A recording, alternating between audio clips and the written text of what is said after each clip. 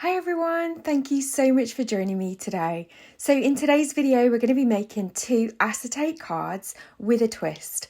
We're going to be foiling the acetate without the need for a foiling machine to create a really beautiful effect. This is the acetate that I'm using today, the 280 micron sticks to acetate. I'm using this thicker acetate because obviously my card blanks are going to be made of acetate, so you need it to be nice and sturdy so that they stand up nicely on display. So I'm just using my larger Tim Holtz tonic trimmer because this can cut up to 12 inches, and I just want to cut these down to 10 by 5 and then 7 by 10, and these will be the card blanks as it were using the acetate. Keep all of the scraps, pop them back in the packet. You can save those for a later date. They're great for making shaker card windows and things like that, so don't throw them away. And then I'm just going to bring in my scoreboard. This is the adorable scoreboard by Hunkydory, and I started scoring it using the score tool that's provided, but I just found with the acetate it wasn't quite firm enough, so I found using my metal stylus a lot easier. So something to bear in mind if you're struggling to score acetate, you want a really nice crisp score line because you want the fold to fold nicely, you don't want it to bend or crease. So yeah, and then I'm just using my bone fold just to go over the score line that we've made. So you can see we've got these 2 lovely card blanks now. So I'm going to be using a couple of stencils from A Colourful Life Designs. This first stencil is the Walking Path stencil, and I'm just going to use my magnets to hold it in place over the card front. And for the first one, I'm going to use the Tacky When Dry Gel Medium from the Crafter's Workshop. So this is like a tacky texture paste or tacky glue. And what it will do is when you put it through the stencil, when it dries, it stays tacky and then you can use it for foiling. So I'm just using a palette knife here just to make sure that I can push all of that texture paste through the stencil. It goes on this lovely creamy white colour, and when it's dry it goes clear. So you know when it's dry because it goes that lovely clear sticky texture. Once I've finished this, I'm going to be sure to make sure all the excess goes back in the pot. The lid goes tightly on. I'm going to remove my magnets, peel the stencil carefully away from the acetate, and then I'm just going to move my card out of the way, clean my desk, clean my stencil, just using some water and some mild hand soap, and then I can go ahead and start on the next card while we pop that aside to dry. So this stencil is the Watercolor Stripe stencil from A Colourful Life Designs, and again I'm just going to use my magnets to hold in place, and this time I'm going to show you how you can use a tacky glue. So this is the IndigoBlu FlitterGlu, and I'm just applying it to a piece of sponge. This is their Phat foam they call it, so it's like sponge on the bottom and then a bit harder on the top. And I'm just using my palette knife to push the glue into this. But of course you could use any sponge that you've got, and there are various types of tacky glue on the market, but this is just the one that I love and recommend. And so I'm just using the sponge to carefully swipe and put pressure over those lines. I'm being careful not to move the stencil, so I'm going in the direction of the stencil from left to right. And then when I remove that, you can see all that clear glue there. It's a bit creamy at the moment. We'll pop that aside to dry, clean the desk and the stencil again. And while they're drying, I'm going to go ahead and make some of the elements that I'm going to use on one of the cards. I wasn't sure how many of these stamped images I'd need, so I did create loads, and I won't bore you with all the footage.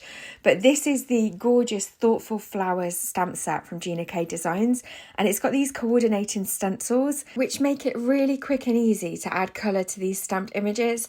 And I'm just using different amounts of pressure on my blending brush, and of course I'm using the 2 colours here, just so that we get a little bit of variegated colour, a little bit of shading, and just to add a little bit of extra interest to those images as well. So this is just such a great, quick and easy way of colouring. If you're not a fan of colouring, then I definitely recommend some coordinating stencils, a nice stamp set, and then you're good to go. So once I've added all the greens to the leaves, I'm going to go ahead and add some Bubblegum Pink and Passionate Pink to the flowers. I also do add a little bit of Peach Belini and Wild Dandelion to one of the other flowers in the floral spray as well. So this stamp set does have the coordinating dies, and it was part of the Thoughtful and Thankful kit that Gina's just released. So yeah, I'll leave all the links in the description box below if you're interested anyway. So now you can see that the tacky glue and the tacky gel medium is all nice and dry on our acetate card blanks. So we can go ahead now and add the foil.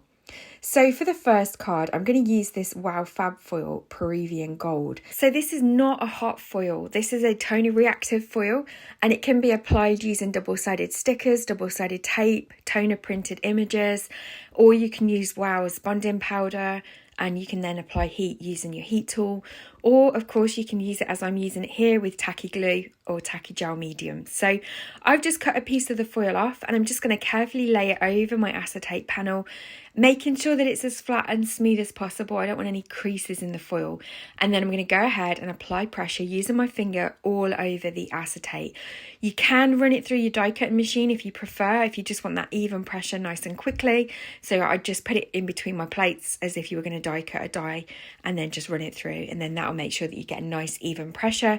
But you can definitely just go ahead and use your fingers as I'm doing here, and you get a beautiful transfer of the foil. So I'm just making sure that all the areas are covered. If you think you've missed anywhere, you can go back over it, and then look at that. It is so crisp, and this is just a great way of adding some foil detail to an acetate card without the need for heat. And of course acetate is tricky, especially with heat, because it can warp, so it takes all of that away, and it just is a great quick and easy way of adding foil. So for the second card, I'm going to use Gilding Flakes. I've got these Chariot of Fire Gilding Flakes from IndigoBlu. These are a lovely gold. I've just popped a piece of copy paper and in between my cards so that I can catch all of the excess flakes. And because acetate is sticky, you're going to find that you get bits of flake all over your card panel, but that's not a problem. We can just wipe them off at the end, so don't worry about that. So I'm just carefully lining up some of the flakes over the areas where I've got the tacky glue. I'm just going to speed this up now because it does take a few minutes. So, enjoy the process. And then once I've added flakes all over the tacky glue, I can go ahead and just rub off the excess using my fingers. So I'm taking off all the bulk of it first, and then I'm just coming in with a paintbrush just to kind of burnish those flakes in and remove all the little bits of excess flake that are there as well. I can then use the brush to brush the acetate in between the stripes as well. I absolutely love how this turned out. I think this stencil looks fabulous with Gilding Flakes. And of course you don't have to just use this on acetate, you can use it on cardstock as well. And look at that. So I've just wiped it with a microfiber. It was just dry actually. I didn't need any water. But you've got those two beautiful acetate cards now with that lovely gold foiling detail. So let's go ahead and turn them into cards. And I've got this delightful Daisies stamp that was in my stash, already stamped and die cut. This is a Gina K Designs stamp set. And so I'm just going to add a little bit of colour with my alcohol markers. I'm just using a couple of pro markers, a nice bright green for the leaves, an orange and a brown for the centres, and then I'm just using a cool grey. I think this is CG2 if you want the specific colour number. Just to add a little bit of shade into those petals because I want to keep them white, but adding a little bit of grey just allows the shadows to kind of pop a little bit.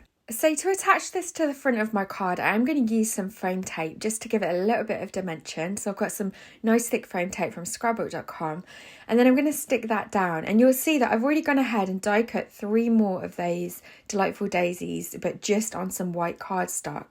And I'm going to add some red line tape to the back of each of those, and then that way it's going to hide the adhesive on the front panel, and it's also going to create somewhere in the centre of your card that you'll be able to write your message without that showing through the acetate. So that is one of the tricky things with acetate sometimes. It's working out how you're going to hide your adhesive if you want to. Of course, it is optional. It doesn't matter if it's on display, but if you want a more polished finish and you want to hide it, then you do have to think about those things. And also where you're going to write your message. You don't really want your message to be visible through the whole card. So yeah, it's something to just bear in mind. And using die cuts like this, it just really helps you to hide all of that and have somewhere to write your message nice and easily. So again, I'm just adding red line tape to all of these. As you just saw, I found it nice and easy to use that trick of lining it up on the front panel and then closing the card over the top of it. And then that way you make sure it's nice and lined up. And then once you've finished the card, look, you've got that lovely nice space in the middle to write your message, and all of the adhesive is hidden. So to finish it off, we've got this strip back sentiment stamp set from Funky Fossil Designs. I've already got the Sending Hugs sentiment on some black cardstock that I've white heat embossed, and I'm going to add a little bit of foam tape to the back of it. And then I'm going to use the Gilding Flakes strips to stick that to. So again, the adhesive will be hidden through the acetate. And so it's good to kind of think about these things as you're putting your card together. Then I'm just going to add a little bit of extra foam tape to the one side because remember we already popped the flower up on some foam tape, so it's going to be slightly raised. And then I've got these matte black flat backed sequins from A Colourful Life Designs, and I'm just going to go ahead and add some quick grab glue and stick a few of those down using my wax pencil to move them about. So that is the first card finished, and I just think it looks absolutely gorgeous. It really catches the light. So for the second card, I've already die cut all of those images off camera and I'm just going to play around with the layout. I'm going to use this Thanks So Much sentiment from the Concord on 9th, Much to Say die set that's just come out. I absolutely love these sentiment dies, so you're going to be seeing a lot of them. And then I've gone ahead and used double-sided tape again on the back of this floral spray. And I'm just going to pop that down flat on the front of the card. Now, I kind of started thinking to myself, I'm not really sure why I'm using the red line tape here, other than that it just grabbed to the acetate immediately. And so I do decide to go ahead and use some liquid glue later on, and I actually found that worked a lot better. So if you're like me and you struggle to get the backing tape off things, then go ahead and use your liquid glue. Just be careful that you don't add too much so that it oozes out and is visible on the acetate.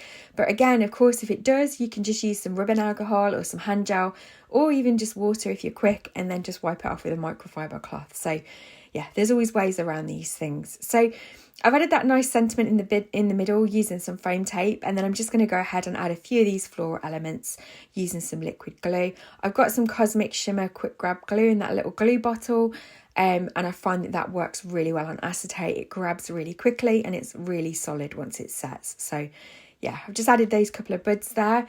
Now to hide the back of the acetate here, I'm going to go ahead and use two of the blank die cuts from the shadow die from the sentiment, which I'm just going to glue down nice and centrally there. And then again, the floral spray, I'm just going to glue over the top of that. And the little flower elements to the side, I decided to leave because they're really unobtrusive, so there was no need to cover those up. Again, for the middle of the card, I'm using the shadow die from the Thanks So Much sentiment on the front of the card, and again I'm lining that up and then closing the card over it to hold that in place, and then just adding the one on the back panel as well, so you've got a little space in the middle. And then that is the second acetate card finished for today. So I really hope that you've enjoyed this tutorial. I hope that it's helped you to see different ways that you can foil acetate without the need for heat. And as always, all the products that I've used will be linked in the description box below. Please don't forget to hit the thumbs up button if you've enjoyed this tutorial. It really helps me out. And if you're not subscribed to my channel already, then please consider subscribing. I'd really appreciate it. And I'll look forward to seeing you in the next video. Take care.